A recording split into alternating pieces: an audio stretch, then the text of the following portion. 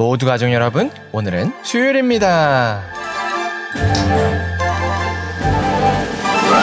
여러분은 혹시 하나님의 통치를 받으시나요? 아마도 어떤 분들은 목사님의 통치는 알아도 하나님의 통치를 모른다고 하시는 분이 계실 거예요. 그렇다면 도대체 하나님께서는 우리의 삶을 어떻게 통치하실까요? 그 답이 바로 오늘 본문에 있어요. 그래서 오늘 묵상을 잘 들어보시면 바르게 하나님의 통치를 받는 방법을 아실 수 있을 거예요. 그러면 오늘도 묵상에 잘 참여해 주시고요. 꼭 댓글로 무엇을 느꼈는지를 나눠주세요. 그러면 오늘 시편의 한 절이라도 암기하는 것 잊지 마시고요. 오늘 본문인 시편 67편 듣고 올게요.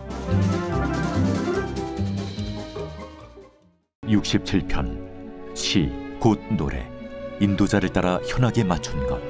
하나님은 우리에게 은혜를 베푸사 복을 주시고 그의 얼굴빛을 우리에게 비추사 주의 도를 땅 위에 주의 구원을 모든 나라에게 알리소서. 하나님이여, 민족들이 주를 찬송하게 하시며 모든 민족들이 주를 찬송하게 하소서. 온 백성은 기쁘고 즐겁게 노래할지니 주는 민족들을 공평히 심판하시며 땅 위의 나라들을 다스리실 것임이니이다. 하나님이여, 민족들이 주를 찬송하게 하시며 모든 민족으로 주를 찬송하게 하소서. 땅이 그의 소산을 내어주었으니 하나님, 곧 우리 하나님이 우리에게 복을 주시리로다. 하나님이 우리에게 복을 주시리니 땅의 모든 끝이 하나님을 경외하리로다.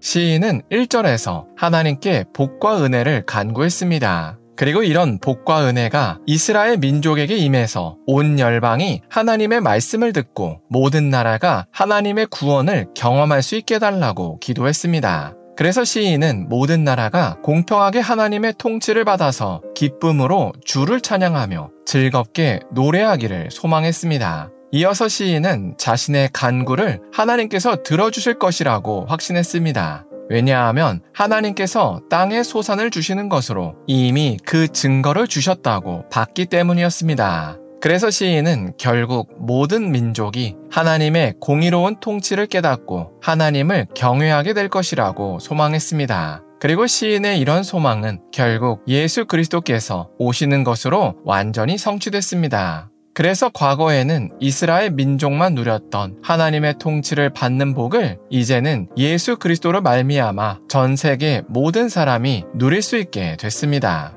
그래서 우리도 하나님의 통치를 받는 복을 누리고 우리 주변 사람들에게도 전해야 합니다. 왜냐하면 사람은 하나님의 통치를 받을 때야 비로소 참된 평안과 만족을 누리기 때문입니다. 그런데 문제는 의외로 많은 그리스도인들이 예배는 참석하면서도 하나님의 통치를 받는 법을 모른다는 점입니다. 그래서 우리는 하나님의 통치를 받는 법을 정확하게 알아야 합니다. 그렇다면 어떻게 해야 하나님의 통치를 받을 수 있을까요? 그 방법은 하나님의 말씀 그 자체인 성경책을 읽고 그 말씀대로 순종하는 겁니다. 그러면 그 말씀이 우리 삶을 인도합니다. 그런데 아마도 성경책을 읽다 보면 이런 경험을 한 번쯤은 해보셨을 겁니다. 그건 바로 성경책을 아무리 읽어도 머리에 남지 않는 경험입니다. 이런 일이 생기는 이유는 다양한 이유가 있겠지만 가장 대표적인 원인은 우리가 성경책을 읽을 때 그 의미를 파악하지 않고 그저 글자만 읽고 있기 때문입니다.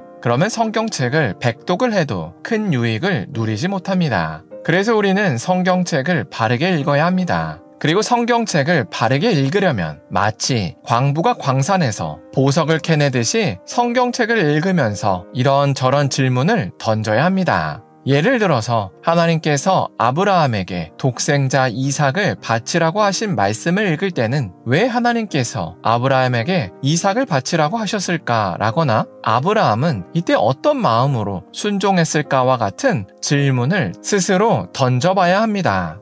그러다 보면 자연스럽게 이 말씀에 숨겨진 하나님의 깊은 뜻을 깨닫게 됩니다. 그러나 가끔은 이렇게 질문을 던져도 답이 떠오르지 않을 때가 있습니다. 그러면 그때는 성경의 원작자이신 하나님께 기도로 여쭤보면 됩니다. 그러면 성령 하나님께서 어느 시점에 설교를 통해서든 신앙서적을 통해서든 아니면 갑자기 번뜩이는 생각을 주셔서 그 성경 구절에 담긴 하나님의 깊은 뜻을 깨닫게 하십니다. 그리고 이렇게 깨달은 말씀은 시간이 지나도 지워지지 않고 우리 마음에 깊이 새겨집니다. 그러면 때로는 그 말씀 때문에 큰 위로도 받지만 때로는 그 말씀 때문에 우리의 욕심이 가로막혀서 갈등하기도 합니다. 그런데 이 과정이 바로 하나님의 통치를 받는 과정입니다. 그리고 이렇게 하나님의 말씀으로 통치받다 보면 자연스럽게 어느 날 우리가 큰 평안과 만족을 누리고 있다는 것을 깨닫게 됩니다. 그래서 우리가 오늘 하루를 살 때 우리가 먼저 하나님의 말씀으로 하나님의 통치를 받았으면 좋겠습니다. 그래서 주변 사람들에게 하나님의 통치를 받는 복을 전할 수 있었으면 좋겠습니다. 기도하겠습니다. 사랑의 하나님,